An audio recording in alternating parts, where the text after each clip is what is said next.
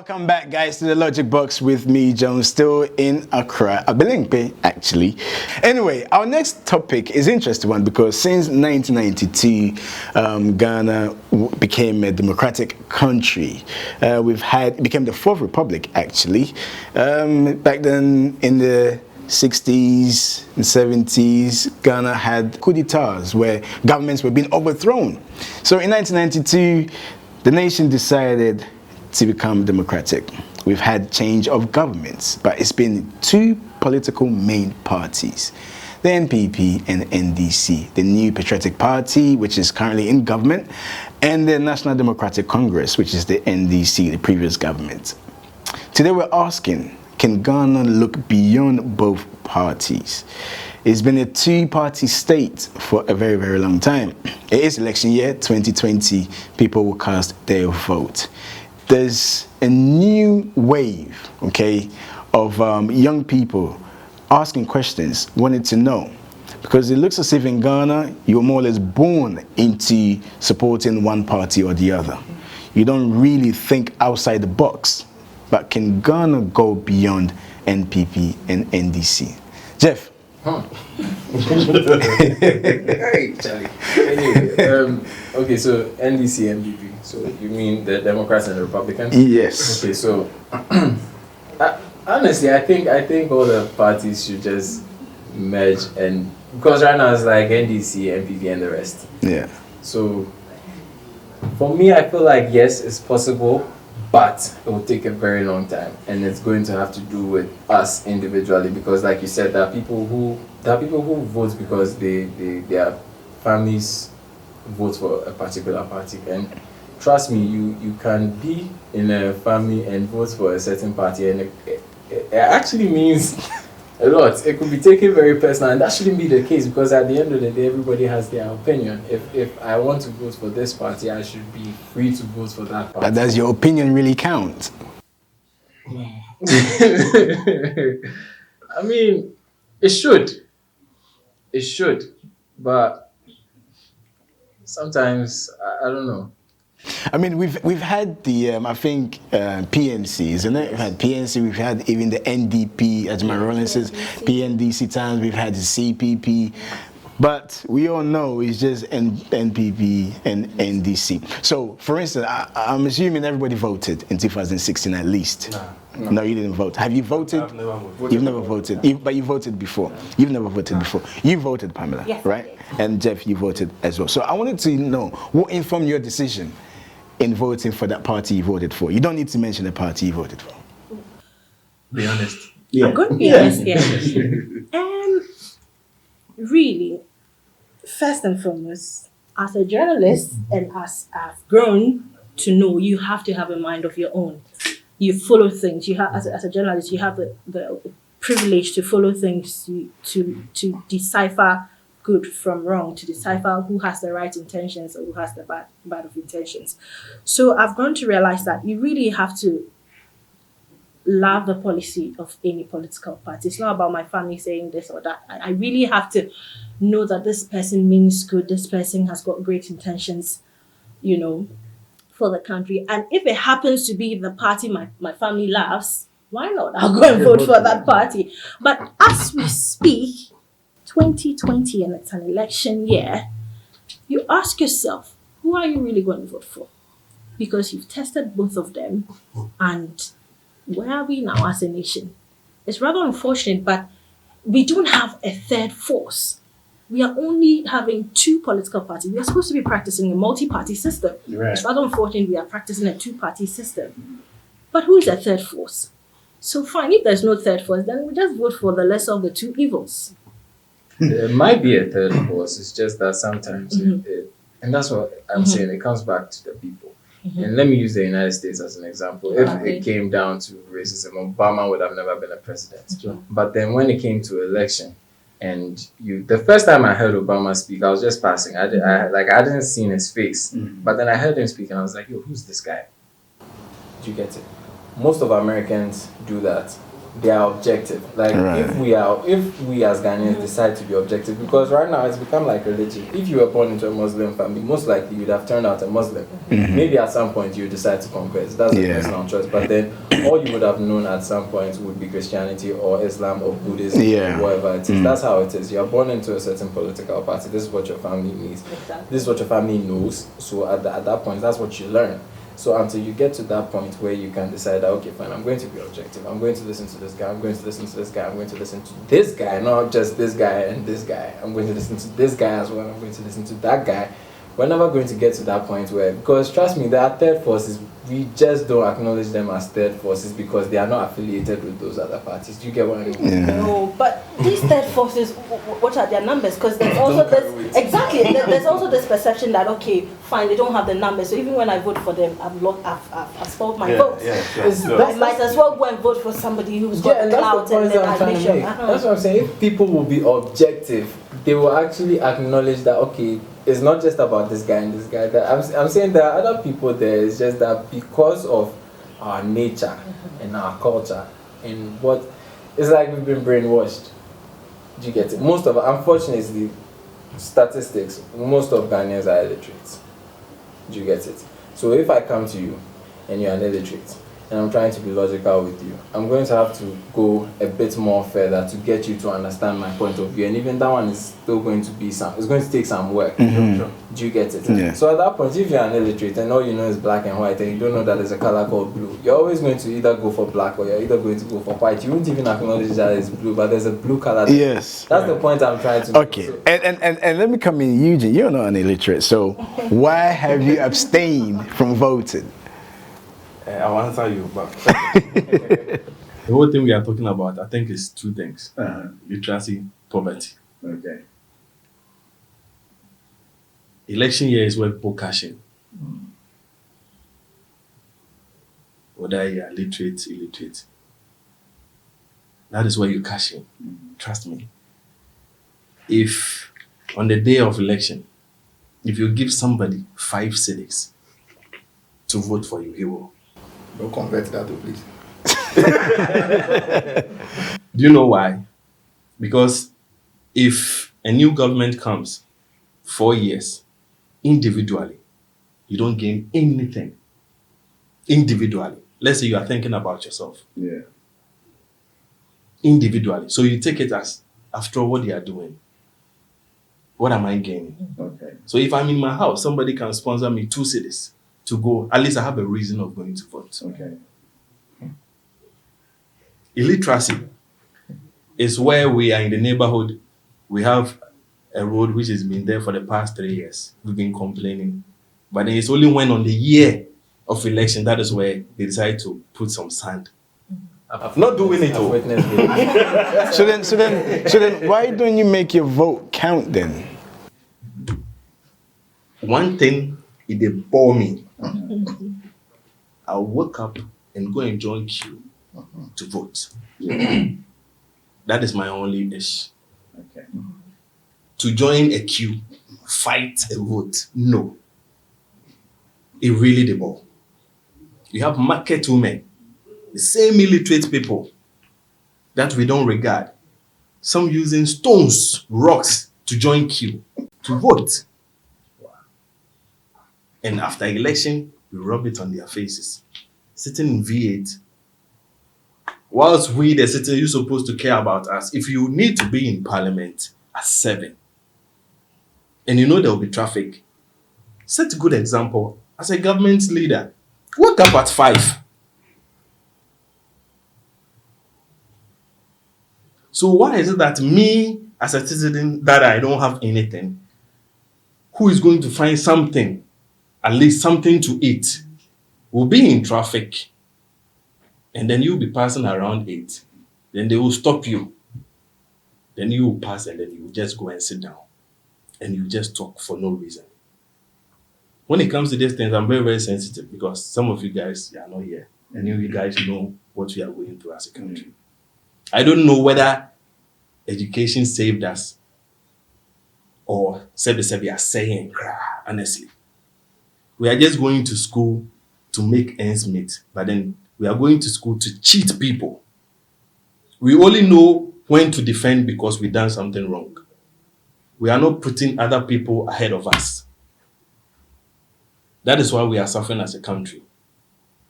All the leaders have good certificates, good CVs. They can write, they can speak, but they can apply. And it's a big problem to us all. See, this is my issue, looking at it from the outside. So, for instance, in Great Britain, we had the issue of Brexit, okay? And it got to a point where we had to vote tactically, the election that took place in 12th of December. Right, so, you know, for us, that I voted to remain, by the way. So then it got to a point where you had people who voted for the Conservative Party, the Republican Party. They also had a faction which were more extreme parties, and they were taking votes from the Conservative parties, okay? So then you had to vote tactically now. It's not about voting for who I usually vote for, but voting for somebody who can deliver what I want.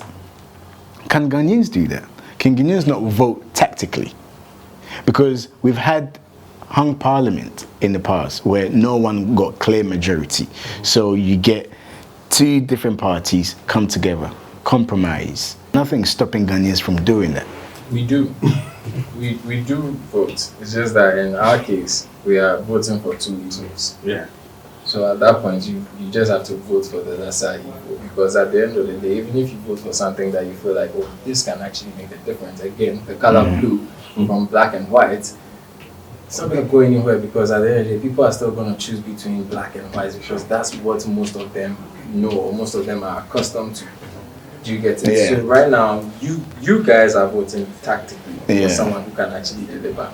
We are voting for a lesser evil, for less suffering, or I don't know if you get what I get.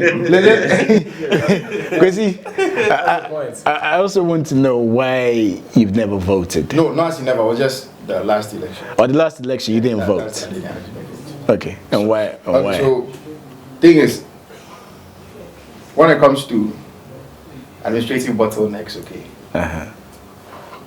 something will have to be done smoothly or simply. Like I had to replace my voter's ID. I lost the actual ID anymore. And the kind of things I had to go through to get a new one, I realized it wasn't worth it. That's why I didn't vote.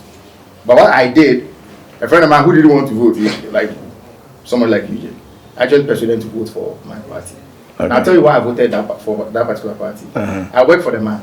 Okay. And he's a politician.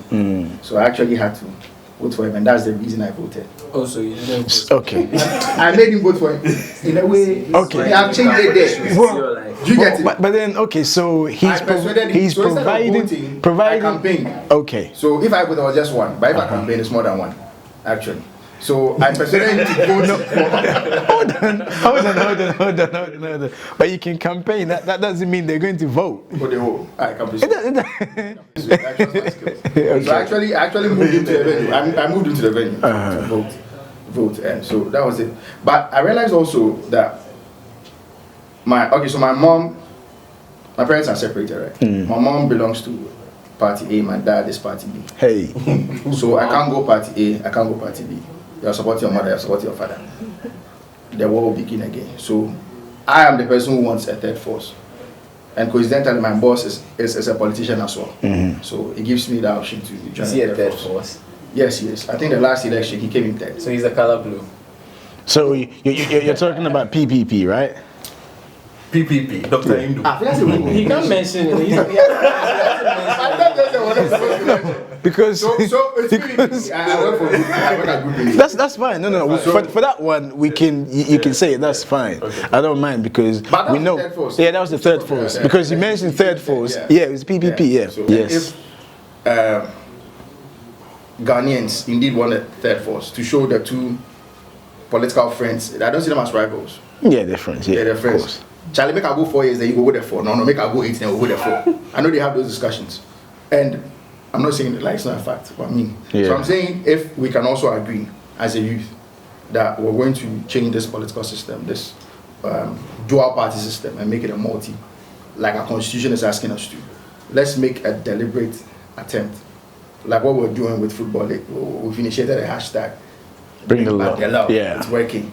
Like the way drop that chamber, it's working. Yeah. Get a third force. We hashtag that. The youth will buy into it. It will put the two on their feet for them to work. And I know they know it's going to happen. So if you realize, or probably you guys are not here, the third force is going down. Okay. Due to one or two decisions made by government. Okay. The third force has lost a lot. So if this year the third force can actually really come back and campaign, it's going to be, I think it's a no-no. It's almost impossible for them to even bounce back from the losses they incurred in the past 2 years.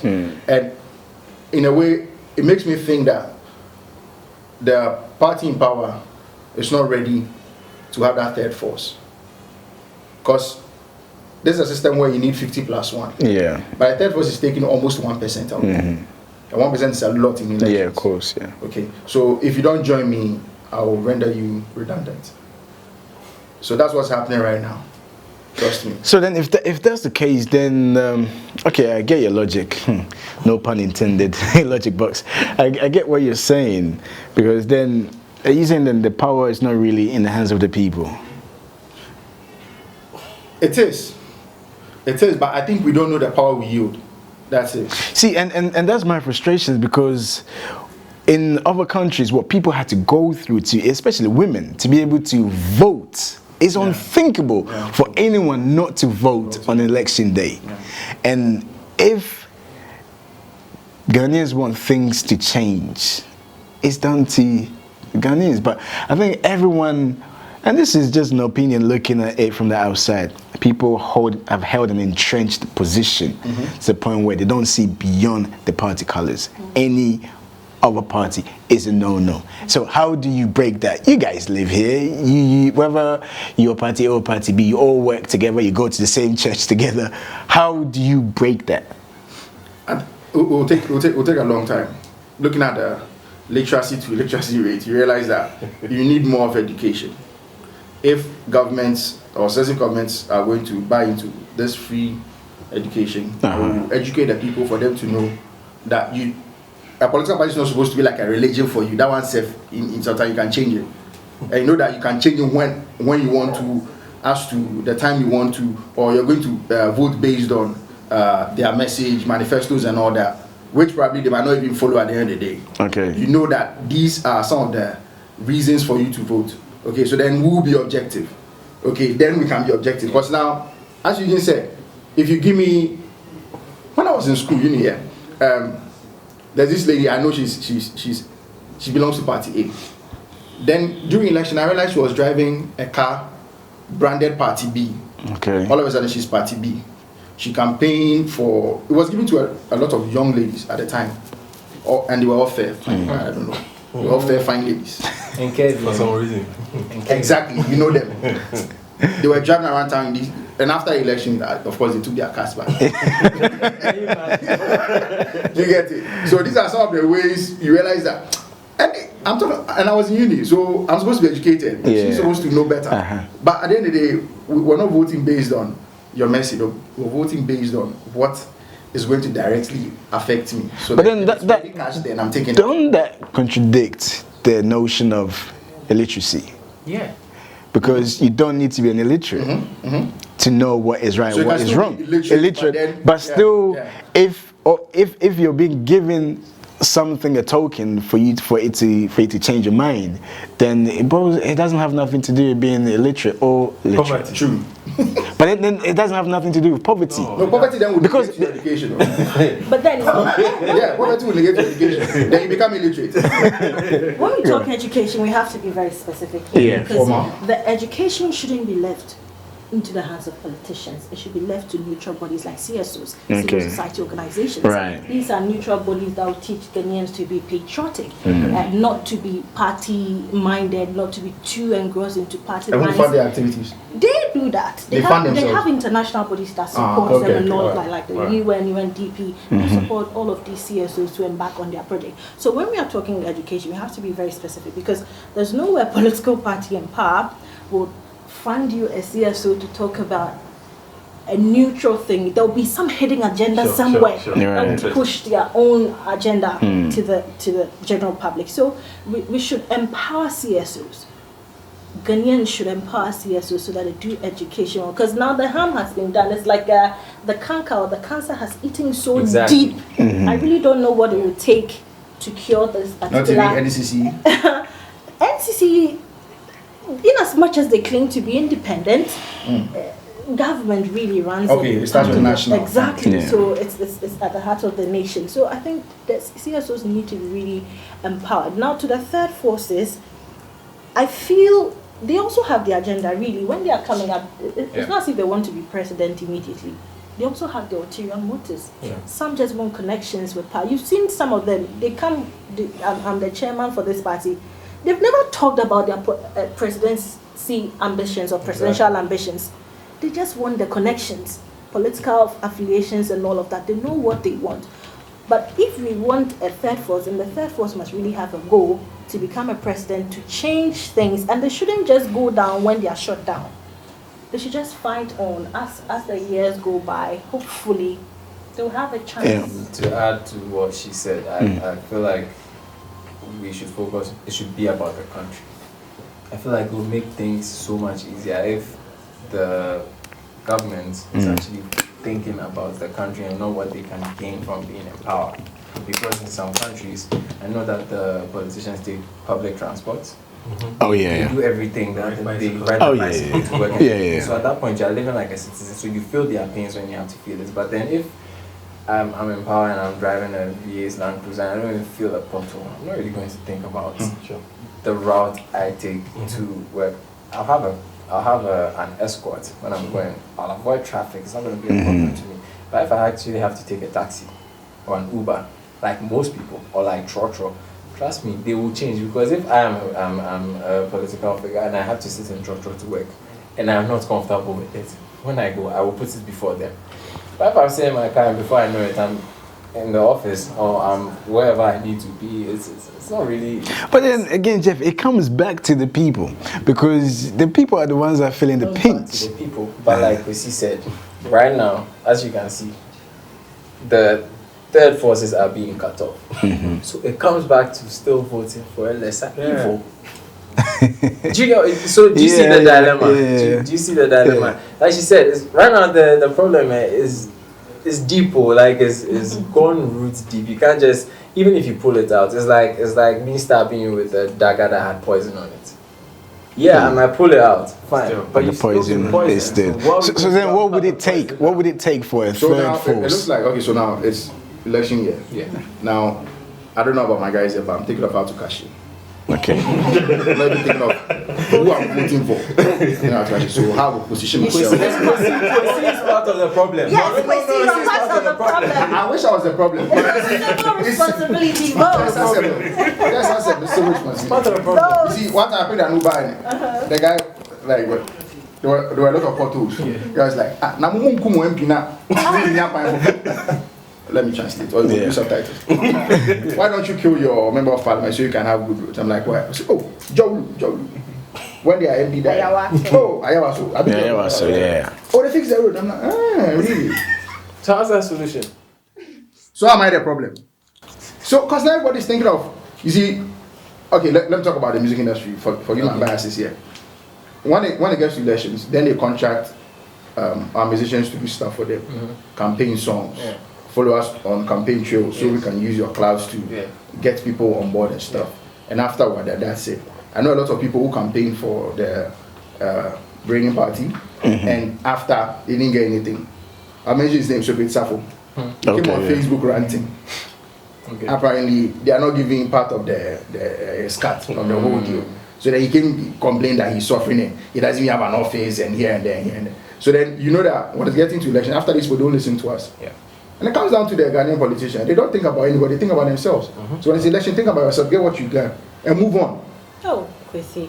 No. First of all, what do we do to assess? That's why we the Rasta people we don't go to. You see, right now, I feel like everybody is thinking about how they are affected individually. Everybody will vote based on how the party does empower. But Chef, that's what they say. I'm saying, sitting in for 12. Fine. The woman said, sitting in for 12. But Charlie, at the end of the day, it's not just about you. But I have a solution. Because what might work. Okay. Well, if party A might be empowered to favor me, party B might be in favor and to favor you. Does that mean? I know whatever do, someone will bleed, somebody will feel. Yes, fine. Somebody will bleed, somebody will feel. But then there can be a situation where lesser people will bleed. Okay. It doesn't always have to be 50% will bleed and 50% will feel. Do you get it? Because every time 4 years is coming, it's like Saturday is going to be one person is going to play DJ and I'm Okay, you've got a solution. Yeah. Okay. We all believe in God, right? We all believe in God. Yeah, the supreme being, yeah, sure. But in Ghana, we fear certain things more than God. You know that. There's Like this in our local language. We be not be bold. You are scared and somebody saying God will punish you. So a curse. Okay. So for example, I'm scared of the solution. for example, all of us sitting here, if we happen to have the shinap and the eggs, And the calabash. Jeff, Why you bring me in this? By day. Jeff wants to be a minister. Okay, then you swear. If I come, I don't do this. I say you wouldn't get 5 people to come. Does that support our democracy? What is democracy when we are suffering? And see, It's fine. It's fine. no, I think It's not. You see, but then before they swear you swear either by the Bible or But no, This is what we are facing. So you use Antwa. Antwa should be the national. But you know this country is one of the most religious countries. but Religious, not Christian. okay. Christians holding a No, but he said majority, religious. but Christians will. That's why some of us. Yes. Christians with the majority. Okay. in most places. All right. No, you've touched on something important. So then, does that mean maybe the term democracy needs to be redefined? For sure. When But it comes not to by Ghana? Ghanaians. I think it should be tailor-made for us. It should be tailor-made for us. Yeah, it should be tailor-made for us. Yeah. Because it's not supporting our theft. You know what I mean? Yeah, it should be tailor-made. So I agree with him. You swear by calabash, 4 eggs. You don't do it, shimmy, you are gone. I think that will be fine. Our politicians have reached that level. Okay, I interviewed Masidi Nkiti a couple of months ago, and I said to him, this is to do with governments having the projects done, and the next government comes in and they abandon, and both parties have done it. So I said to him, what if there is a national agenda, so to speak? So it's not necessarily about your manifestos. So for instance, education, sanitation, health, the health sector has to be improved. Every government that comes into power, these 4 areas, you need to improve it. Then maybe 40% or 30% of your manifesto, you can try and work on it. Don't you think that will work? Work. But Go on. yes, it will work. Fine, it's great. It's awesome. It might work. Who's going to be held Might. accountable for it? Because I feel like people need to be held accountable for things that they do in this country. That's all. Because if you go and pocket some money, and right now the authorities come to you and they're like, yo, if you don't bring the money, you're going to jail, and you actually go to jail and everybody sees that you've been in jail for 10 years, I think other people will be on their seats. So you're talking about corruption. Okay, Yes. go on. See, we've got a national agenda. Ghana Yeah, has got. we do. We've got a blueprint. We always have. Trust me, there's an organized NDPC, National Development Planning Commission. Okay. They plan things for the nation. It's rather unfortunate that we don't follow it through and through. No, but that's not part of the constitution. I'm talking about being made mandatory, ingrained in the constitution. Well, I mean, we had the I think is the primary school, isn't it? So within 10 years, it should have been made free. Yeah, so that's FQ. Yeah. Right, compulsory, yeah. And I think it doesn't go any more than that. But then this government has come to do the free SHS. But then if there are other policies like that, I'm sure, and if successive governments will follow that, I'm sure that will work. But then how do we come up with a national agenda? Who's going to draw that national agenda? Well, the country knows where it's suffering from. So education, health, these two. sanitation. We've seen every year there's flooding, people losing their lives. Okay, job creation. Can that work? Before the manifesto even comes into play. What would be difficult is when, let me say, job creation, right? The methodology I will employ to create jobs will be different from what you will. Exactly. So when you have a national agenda, you make that position entrenched. Okay, it's going to be difficult for me to manipulate or for the next party to do. Okay. So I can tell you probably from the plan that we had, my methodologies, they are not working with it. So will have to be updated, or now I have to look at a different way of coming up with mine as well. Okay. So that's how come we'll end up negating the whole plan. Unless it's flexible, and if it's flexible too, then it creates room for corruption and all. And even with funding, one project you see 5 different financiers. That's what I'm saying. Okay. So corruption. 5 different financiers. So I think first we have to fight corruption. We can't. Yeah. And also to add to what he said with job creation, I think our youth, we need to be educated more to become entrepreneurs. Entrepreneurs, yeah. Thank you. It's like we are being educated to just go and work 9 to 5, but the 9 to 5 that we're working is somebody's company that the person created. If the person didn't create that company, we wouldn't be able to go and work there. I know Ashesi is one of the schools Universities that brings out entrepreneurs. Like they actually train you to come out to start businesses. Do you know what, Jeff? When it comes to entrepreneurship, I think Ghanaians have that spirit anyway. Because I look at the people. I understand, but I even look at my mom's generation. There are loads of parents, like mothers out there, that making ends meet. They have nothing, absolutely nothing, but can still be able to, I don't know, sell fish or buy this and cook this and sell it. But where does it go beyond that? No, I understand if you're saying that, maybe the system in which the way that things are taught at schools should be changed. I understand it, but it's already there, the entrepreneurial spirit, I think, amongst Ghanaians. I don't think so. No, it is, because not everybody completes school, they're not getting a job, then they start something small. Yeah, of course, if you're unemployed, you will start something. Exactly, So that's the spirit. That's the spirit he's talking But about. you should already have that mindset. When you see, it becomes, everything starts with the plan. If when I was in uni, I had I'm into fitness, I like fitness stuff. If by the time I was in uni, let's say the moment I went to level 100, I was like, by the time I come out, I want to have a small gym. I would have a small gym by the time I come out, as long as I plan towards it. So more practical, less theoretical. Yes, we are very theoretical. Like when we come, and I've even seen a show on TV where it was Ghanaians versus some foreigners. When it came to theory, excellent. Yeah, the practical stuff. Yeah. Do you get it? But what's the point if you know it in your head, but you can't work with it with your hands? So does that mean that times have changed, the world has changed, but where Ghana is still stuck? What should I say? It's archaic. We're still changing. It's just that maybe our pace might be a little slower because again, we can't compare ourselves to America. Because if America is on level 200, we might be on level 5. Before you get to level 5 to 100, you have to go through level 20 to 30 to 100. I want to come back to the issue of corruption, because most of the times I think we get fixated on politicians being corrupt. But then I think, like they say, charity begins at home. Yeah, sure. I've been in Ghana for quite some time now, and you could say it's a small level of corruption, bribery, but it is still there. So, for instance, you get to the airport, going through people doing their, due diligence, doing what they're supposed to do. They'll ask for some money so you can go about your business without anyone checking your stuff. That in itself is wrong. And I think it's just the way the system is. I don't know whether it's right or wrong. I just think it's just the way the system is. So if the average Joe is doing this on a small scale, how do we expect him or her, when they get a high position, to change? When any of them did that, did they get fired? No. Again, accountability.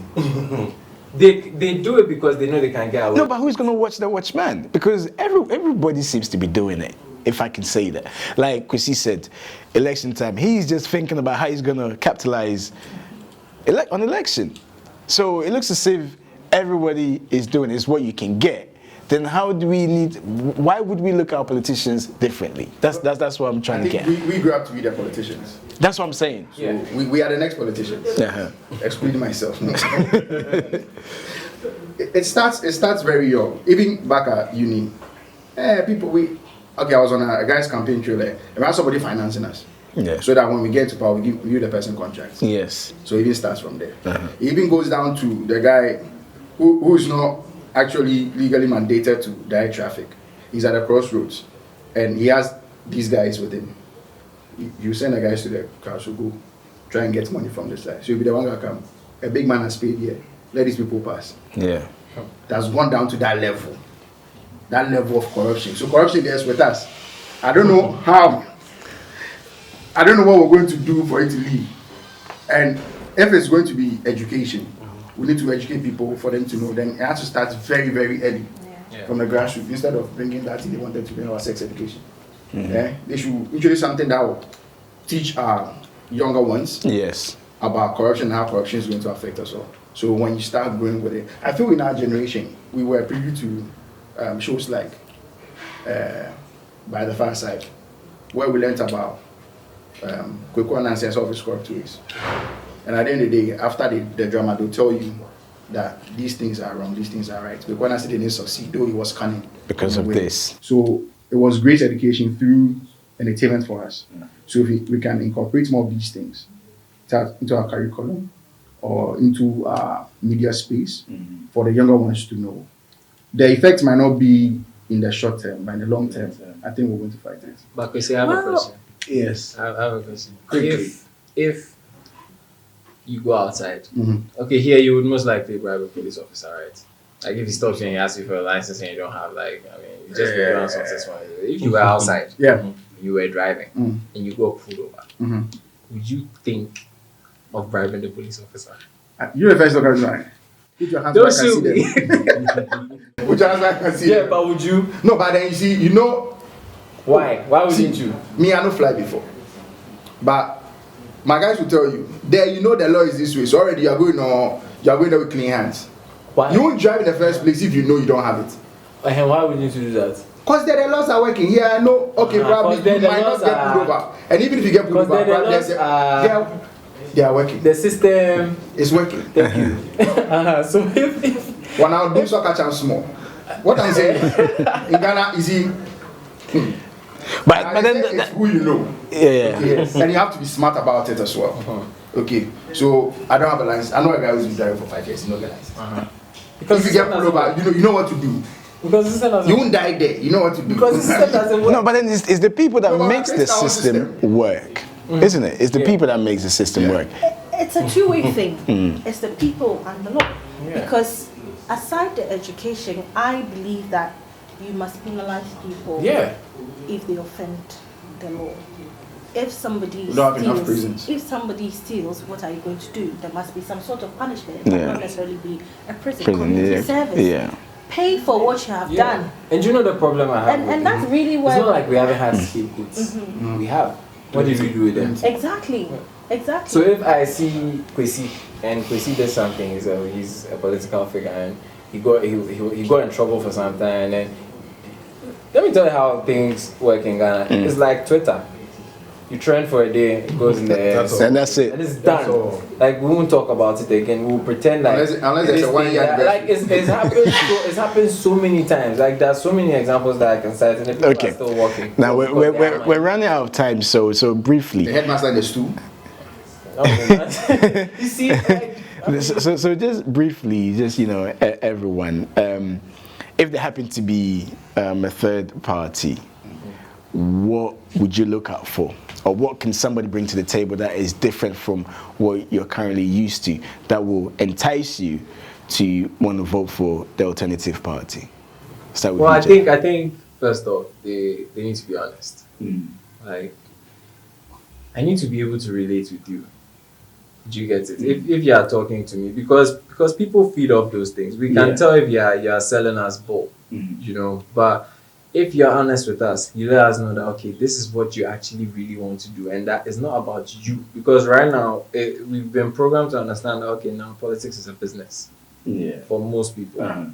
But then if you can convince us that it's not about that, then maybe. Okay, so for you, it's about personality, Yeah. not necessarily about the policies, and that's fine. That's No, fine. It's not just about your personality. No, that's If fine. if I can relate to your personality and what you're telling me, I feel like it's going to put me in danger when I vote. Well, of course, I'm not going to do that. No, that's fine because somebody like Obama, not necessarily about his policies, but Yeah. you can relate to the guy. Exactly. You know. Let me come to you, Eugene. When ex-President Mahama was coming, they were using the youth thing, the youth movement. So we tried the youth movement, it didn't work, we changed. We said, let's use an old man, someone who is like there. We used the old man, it didn't work. Okay. Now I'm talking about age because that was what we thought. Yeah. Okay. They used age. Yeah. So now youth tried, didn't work. Elderly man come, it didn't work. Now youth want to come back, but the youth forgot that he's now old. So it means we should be thinking of old men. Because I feel like, as he said, Twitter, if you do something today, trend and you go. Yeah.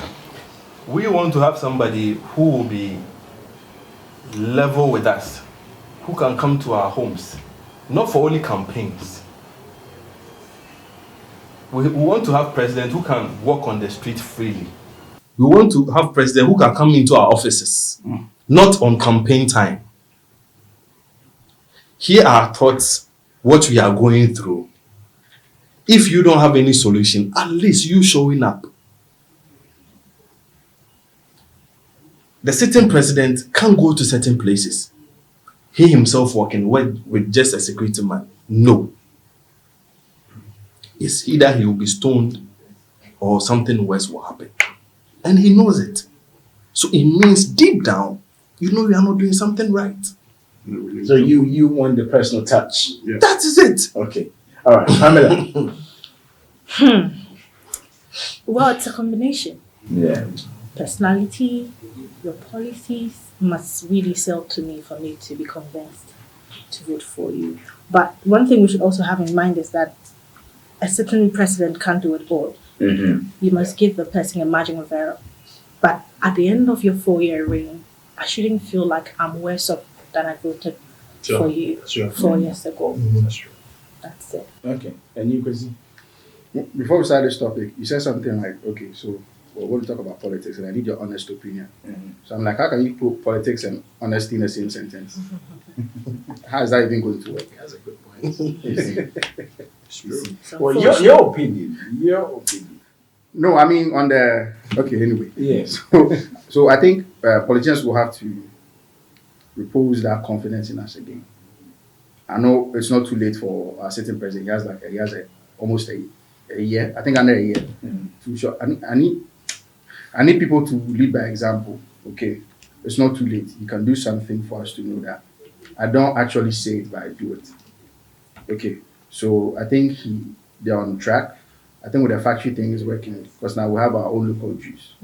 Okay, a corn juice. I think they started a couple of projects as well. Yeah, a lot. Their free Free SHSs SHS. is equally working. Yes. So when it comes to their campaign and what they said they would do, they've done it. They're doing it. They are doing it. Yes. They're doing it. It's still in. Looks as if you're- And chances that if us, which is signs, Are you sure you voted? at least they are doing it. They are doing it. Chrissy has been lying to me. But it's not official. We're not doing too much. Chrissy As I shows said, we that can't I'm going talk- to be a politician. No, you see, Speaking like a so I told PR. you can't be a politician behind it. So I'm just saying, at least we know it's emotion. Okay. So if at least our politicians can do just 20% of what they say they will do, I think we're better off. Guys, thank you very much for coming on the Logic Box. It's been a pleasure having Kwesi, Pamela, Eugene, and Jeff. We're done. Don't forget to subscribe to our YouTube channel.